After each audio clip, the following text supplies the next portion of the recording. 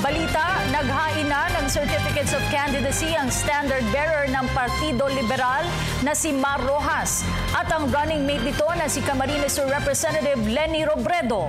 Ngunit bago nito'y dumalo sina Rojas sa isang misa kasama sina Pangulong Aquino at ilang matataas na opisyal ng Liberal Party.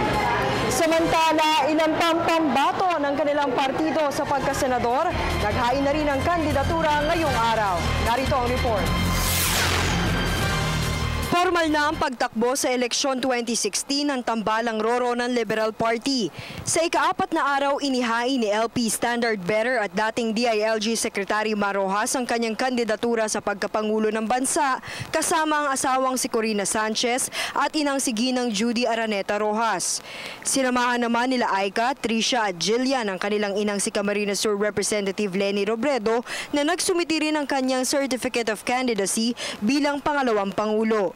Sa maikling talumpati, sinabi ni Robredo na kanyang iniaalay ang sarili para sa mas malawak na pagsisilbi sa taong bayan, bit-bit ang prinsipyong daang matuwid na sinimula ng administrasyon. Sinabi naman ni Rojas na ang kanilang pagtakbo ni Robredo ay laban para sa magandang buhay na pinapangarap ng mamamayang Pilipino at hindi para sa kanila o sa kanilang partido.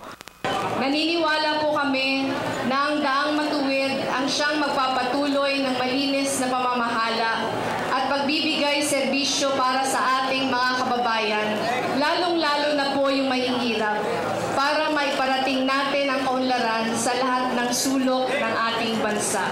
All in na po kami ni Leni sa aming pag-file ng COC. Ibibigay po namin ang lahat sa laban na ito. Ito ang laban na dapat lang ipaglaban. Laban para sa ating mga kababayan, laban para sa lahat ng pamilyang Pilipino at sa kaginhawahan na pinapangarap nila lahat. Bago maghain ng COC, sina Rojas at Robredo, dumalo muna sila sa isang misa sa Manila Cathedral at nag-almusal sa Plaza Roma kasama si Pangulong Benigno Simeon Aquino III, ilang matataas na opisyal ng pamahalaan na kabilang din sa Partido Liberal, iba pang kaalyado at mga taga-suporta. Samantala, ilan pang pambato sa Senado ng LP ang naghain ng COC. Tuloy na ang pagsabak sa politika ni dating Justice Secretary Laila De Lima. Tatlo po ang aking isusulong na general ideas or general agenda. Yun po ang justice and rule of law, yung anti-corruption at ang pagcha-champion po ng human rights or yung ating pong karapatang pantao. Gayun din sina dating DILG Assistant Secretary Ina Ambulodto at Co-op NATCO Representative Crescente Paez. Walang dahilan para hindi tayo humubog ng kinabukasan na walang naiiwan. Isang kinabukasan ng kapayapaan, kaunlaran at kasaganaan. Ang sabi ng mga kooperatiba, panahon na natin ngayon nga parang mayroon tayong party list sa Senado. Muli namang tatakbo sa pagkasenador si TG Ginggona na sinamahan ng kanyang ama na si dating Vice Presidente Teofisto Ginggona.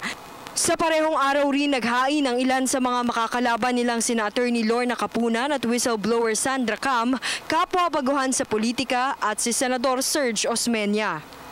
I am that ticket of hope. And if you don't buy the ticket of hope, wag po tayong magalit, wag po nating sabihin wala nang pag-asa ang bayan natin. Gusto ko po, ang una kong bill ay yung Whistleblowers Act. Para sa telebisyon, Ria Fernandez.